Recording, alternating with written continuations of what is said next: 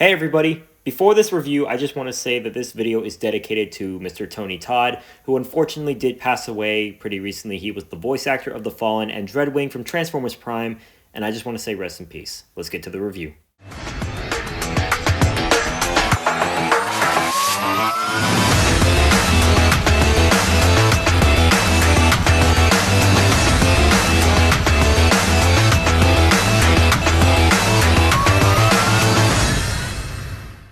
Yo, what is up guys? I'm back and welcome back to the channel, and in today's video, after a little bit of a delay of taking a look at this guy, we're going to be taking a look at the Transformers Studio Series Revenge of the Fallen number 91, Leader Class, The Fallen. And this guy was a very, very highly anticipated figure of the entire community. The entire community wanted this guy to be made, and they finally decided to make him about roughly 2 years ago. So, your boy's a little late on the party, but hey, better late than never. Better late than never.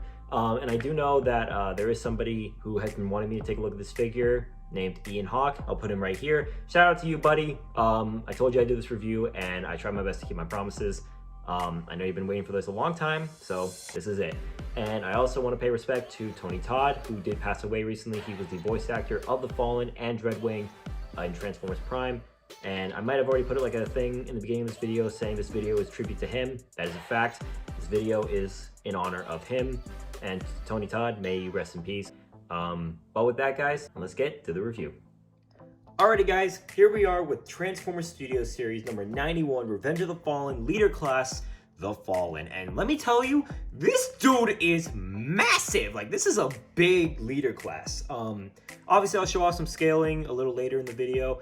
But yeah, this dude is huge. So, per usual, we're going to move the figure off to the side. And we're going to take a look here at his packaging. So what's really cool about this is this was around the time period where we got the actual, like a big old CG render of the character in front rather than seeing the figure. But I really like the design of this. It looks really cool. We have the Revenge of the Fallen Studio Series, The Fallen, number 91, Transformers Generations. On the side of the box, we have The Fallen's face, number 91, Studio Series. He is a leader class. On this side of the box, we have The Fallen again. And again, a really nice render of The Fallen. It's really cool. On the top, Transformers Revenge of the Fallen. On the bottom, we have words, things, and the barcode. On the back of the box, you do have your obligatory product shot with the robot mode, the jet mode, and then you actually, we'll get into this in a minute, but as you can see, you can take the face off of his head, revealing that weird like duck looking head. I don't know. And the bio reads, The Fallen engages Optimus Prime in a fierce final battle, Prime against Prime. So really sick. So that's it for the packaging. So taking a look here at The Fallen, like I said, this dude is amazing. He's huge. Like, he fits the scaling for a lot of with a lot of characters, and it's really great to see. So taking a look at some of these detailing he has, just look at the face. The face is just full of detail. It's amazing how much work they went into this guy. It's really accurate to the movie. Going further down with the arms, lots of really great detailing. Paint, I think, could have been a little better, but I do like the little pieces of paint here and there. I love the way that they sculpted the hands. These are really cool looking. And if you fold them down, you could technically do like a blaster, but he never had that in the movies. So taking a look, he does have a very thin torso, which I guess is kind of accurate to the movie, because again, he didn't have an alternate mode that was, based off, human vehicles, so kind of allowed them to be a little more creative with the way that they do this guy. He's got some chicken legs. I mean, we all know the Bavers, known for their chicken legs. But yeah, overall, it's a good figure. It's a really good figure, no doubt about it. And it does allow you to get him to a lot of good poses. Like, the amount of posability this guy has is insane. So, getting into that, he's got a ball joint in his head. He can go up pretty far. He can look down pretty decent amount. Because he is limited by his backpack, which these are removable, he can't really move his arm around a whole lot. But these pieces in the back do allow for a very high amount of articulation. Again, these pieces in the back are articulated. You do have you do have a swivel here, a bend, technically a double bend at the elbow, but again, these pieces on the back do kind of get in the way of that. You do have a swivel at the wrist, a bend at the wrist, which could be counted more for transformation, He doesn't have a waist swivel, but that's more for the transformation, the reasoning because of that. He can kick all the way up to his head.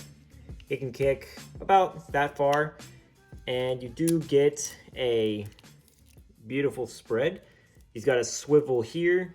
He's got a swivel at his knee. He has a bend at the knee. He's got a swivel down here, which is more for the transformation. And the leg or the foot can go up and down, and it can't really, I mean, it can kind of pivot. It's just a weird, really weird kind of pivot. But overall, posability on this guy is really great, and it allows you to get him into a lot of dynamic poses, which I really like. But overall, the posability is fan-frickin-tastic. I love how many poses you can get this guy into thanks to his posability. Now, before we get into anything else, I want to quickly mention about one of the functions of this guy, which is you pop the head off, and you do get this this weird, like, bird head, which this is technically accurate to the movie. Like, it's weird. Like, it's really weird. And he actually does have an opening and closing mouth, which I find that really funny. And he does have some really good light piping. I like that a lot. Now, getting into some accessories, he unfortunately only has technically 2 accessories, but they are also technically 1. You do get these 2 pieces for his staff. And the way that you plug this in is there's an opening on his hand, as you can see there. You just slip one end right there, and then you put the other one on the opposite hand, and you just have them meet in the middle, and there's some plugs that allow them to clip together. And there you go. Now you can have him holding his staff. And I think the poses work even better with the staff, because we did see him use it pretty often whenever he was on screen in the movie. But yeah, like I said, overall, it works really well with the posability, and it allows you to get him into a lot of really dynamic poses, and it's what a figure like this needs for being a figure of this scale, which, speaking of which, let's get to that. Now then, in comparison to some other figures, here he is next to my previous reviews, the TF1 Deluxe Class Optimus Prime and Megatron. So as you can see, obviously he towers over the both of them. Here he is next to the Studio Series Rise of the Beasts Bumblebee with the DNA Design Upgrade Kit. I will be doing a core class review on all that pretty shortly, so stay tuned for that. Here he is next to another Leader Class, the Leader Class Concept Art Megatron. So as you can see, he does tower over Leader Classes. So that way, in case you wanted to see the both of them together. So there you go. And then to top it all off, here he is next to some Michael Bay Autobots. So here he is next to my oldest figure, the Studio Series Voyager Class Ironhide. Here he is next to my Leader Class Dark of the Moon Optimus. And here he is next to my 07 Studio Series 49 Deluxe Class Bumblebee. So in case you wanted to see how he scales next to some other Bayverse characters, there you go. Now then, getting to this guy's transformation, this has to be one of the more interesting transformations I've seen, because it's simple, yet complicated. It's weird. I'll get into that in just a second. So, to start things off, we're gonna take the figure's little horns on his shoulders, bring them down all the way, make sure they're all the way down. You're gonna lower the head as far as it can go, and you're going to fold this piece out. It's on a double hinge joint, so make sure you watch out for that. And you want to basically cover his face like that. So as you can see there. Next up, what you want to do is you want to take these pieces on the back and you want to unplug these. If you want, you can just take them off entirely. I think I'm going to do that just because it's easier to work with. Following that, you want to fold the arms up like so. And you want to fold the arms by these hinge joints all the way up. You want to rotate them about 180 degrees. Do the same on this side. And then there are tabs right here that will go into these slots right here. So you just want to line them up and tab them into place like so. The hands, you can just kind of do whatever you want with them. What I like to do is I like to actually either have them folding towards the cockpit, or I like to fold them out like this. I think I'm gonna do that. So you can, again, you can do whatever you want with your figure. So just go ahead and plug it in right there, and there we go. There is that done. So now let's move on to the legs. So what you want to do first is, if I remember this right, you want to rotate that around, rotate this, fold this toe down, and then fold the other toes in like that. Do the same on this side, fold it around, fold it around, fold the toes in like so. Next up, what you want to do is, once you have that all set up, you want to fold these out like that. You want to take this whole crotch section and fold it up. And there are tabs right here that will go into slots right there. So you want to, and you basically want to go until this clicks into place. You will hear a click, and then you want to just line the legs up with the arms and tab them right on into place. Oh, and sometimes they will be a little uncooperative. Okay, I take that back. Sometimes, like most of the time, they will be uncooperative. It might just be my copy. I hope it's only my copy, but sometimes it likes to fiddle with me. But yeah, you basically just want to do that. And I'm pretty sure you just want to fold out the legs all the way so that you get something that looks like this. Now, we do still have these pieces. So the way that it works is whatever way has it folding. So let's say like the ball joint's out this way. There is, you want to see this tab right before this little like circle. This tab goes into a slot on the leg right here. You just line it up and tab it into place. And then the ball joint's gonna go back onto the arm, assuming that, and this is kind of what solidifies this whole area more.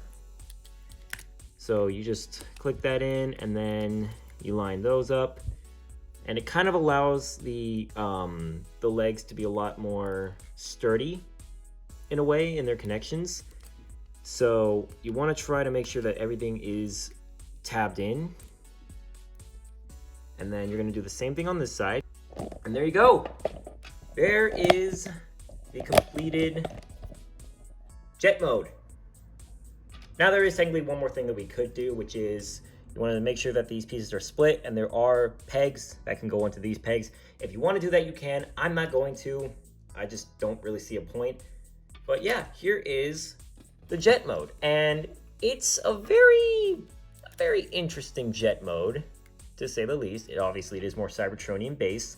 So as you can see there, we do have a nice orange cockpit, and going all around, all of the like the alien type connections, like all the pieces on this guy really make it pop in a way that it does look like an alien spaceship, and it works really well. I do enjoy it a lot. I guess really one gripe would be that like it is kind of hard for everything to stay together. So but it might also be the fact that I've had this figure for a long time, so that might also be a bit of a problem with that, but it could just be my copy. I don't know. I haven't heard a lot of complaints from other people. So yeah, overall, the figure is really nice. And of course, to top it all off, we got to take a look at his backdrop, which this one actually you don't really get to see the backdrop until you actually pull it out. So I'm just going to get this out. And as you can see, it is Operation Firestorm from Transformers Revenge of the Fallen. This was just an insane scene. And since it's actually a leader class scaling, you can actually have it fully over the camera. It's a lot easier, but you can of course place in the Fallen, and there you go. That is just, wow, that is amazing. Absolutely remarkable. But with that, guys, let's go to the overall ranking of this figure, and I'll let you guys know my thoughts on Studio Series The Fallen. Let's go. So overall, what are my thoughts on this figure? Well, a couple of pros. Very accurate, very accurate to the movie by height, by the scaling, by the coloring, just by like the overall shape of the figure. It's really accurate to the movie. Because obviously without having to do like an alt mode, they were able to play around with the robot mode a lot more, which is kind of what happened with other, like what I noticed with a lot of figures is if the figure doesn't have a alternate mode that's shown in the movie, it allows them to make it more accurate to the movie in terms of robot mode, or the vehicle mode's more accurate, but then the other one sucks a little bit, which is what I was going to get to in a little bit. The accessory is amazing. The staff, that is absolutely remarkable. And overall, it's a good figure. Some downs, some cons I have. The vehicle mode has a very hard time staying together, so it does become a little bit of a pain. But also, just like the posability is a little limited, and over time the figure does get loose very easily. At least that's what I've seen. So a couple of downs that I have, but it's really not a bad figure. It's not by any means. Now, would I recommend this? Yes, absolutely. If you can get this figure, whether it's for retail or maybe a little cheaper, I'd highly recommend you guys get this guy. But what are my overall ratings? I'm gonna give this guy a solid 8.5 out of 10. It's a good figure. There have been better, but it's still a good figure nonetheless. With that, guys, that's gonna go ahead and mark the end of this video. Again, I really hope you guys enjoyed. If you did, be sure to subscribe to the channel, turn on bell notifications so you guys don't miss another video from your boy. Like the video and comment down below what are your thoughts on Studio Series The Fallen. But again, guys, hope you guys enjoyed, and with that, I'll see you guys on the next one. Have a good day, have a good night, and I'll catch y'all on the flip side. Be sure to like, follow, and subscribe. This is Optimus endorsing Thundermus Prime. It's prime time.